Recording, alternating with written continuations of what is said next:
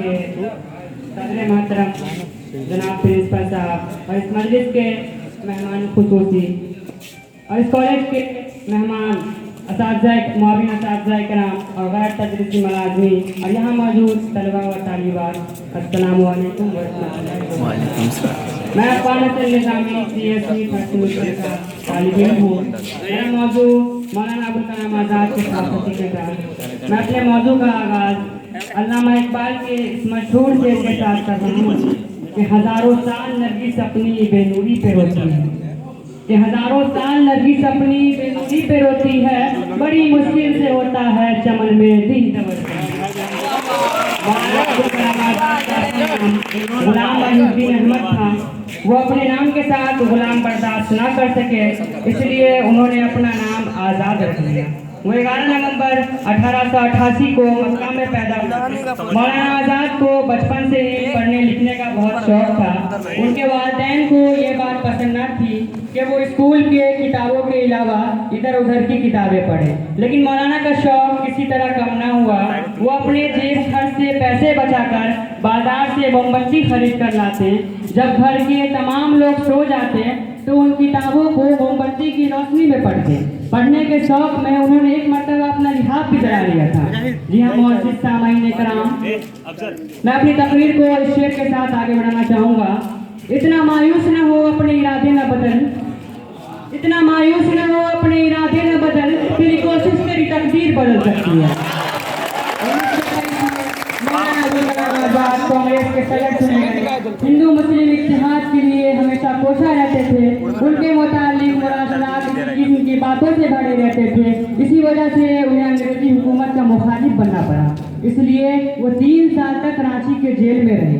गांधी जी के जरिए चलाए जाने वाले अदम ताउन तहरीक में उन्होंने बढ़ चढ़ कर हिस्सा लिया। उन्होंने इस आज़म का इतराफ़ किया कि हिंदू मुस्लिम इत्तेहाद के बगैर अगर 24 घंटे में भी आज़ादी मिले तो ये आज़ादी हमें मंजूर नहीं, क्योंकि मुल्क का इत्तेहाद इस आज़ादी से ज़्यादा अहमियत रखता है। उन्होंने कहा कि अगर तुम सिर्फ अपने लिए जिंदा हो तो अपनी कौम के लिए एक जिंदा लाश हो। गुलामी के चाहे कितने हसीन नाम क्यों न रखे जाएं, गुलामी बहरहाल गुलामी है। यह हाज़िर मजलिस, मैं बहारों से नहीं मुझसे है बहारों का हुस्न, कि मैं बहारों से नहीं मुझसे है बहारों का हुस्न, मैंने सहरा को भी सजाया है गुलशन की तरह। आज़ादी की लड़ाई में मौलाना अबुल कलाम आज़ाद पेश रहे। उन्होंने 20 साल की उम्र के आसपास अल हलाल अल बलाग के नाम से 2 अखबार भी निकाले। उन अखबारों में उन्होंने अंग्रेजों के जुल्म के खिलाफ मजमून लिखे। आज़ादी की लड़ाई के दौरान उनकी तकरीरों ने भी बड़ा काम किया। उनकी तकरीर जोरदार और जोशीली हुआ करती थी। सच बात यह है कि उनमें बोलने और लिखने की गैर मामूली सलाहियत थी। आज़ादी की लड़ाई के दौरान उन्हें कई बार जेल भी जाना पड़ा, लेकिन उन्होंने अपनी जद्दोजहद जारी रखी। मुल्क को विदेशी हुकूमत से आज़ाद करा के ही दम लिया।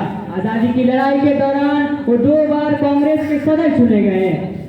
मौलाना अबुल कलाम आज़ाद एक बहुत बड़े मजहबी आलिम थे। उन्होंने कुरान पाक के बड़े हिस्से का उर्दू में तर्जुमानुल कुरान के नाम से किया था। उनका नाम उर्दू के अहम अदीबों में लिया जाता है। उनकी कुछ मशहूर किताबें हैं क़ौल फैसल, तज़किरा मक़ालात आज़ाद और तर्जुमान अल कुरान और गुब्बार खातिर। मौलाना अबुल कलाम आज़ाद का शुमार हमारे मुल्क के बड़े रहनुमाओं में होता है।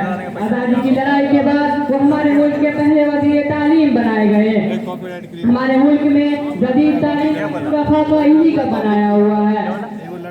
इस बात से किसी को इनकार नहीं कि मौलाना अबुल कलाम आज़ाद की शख्सियत रंगारंग और मुख्तलिफ जिहाद थी। आलिम दीन की हैसियत से वो इमामुल हिंद कहलाए। सहाबत की दुनिया में वो तरहनुम के पानी की हैसियत से पहचाने गए।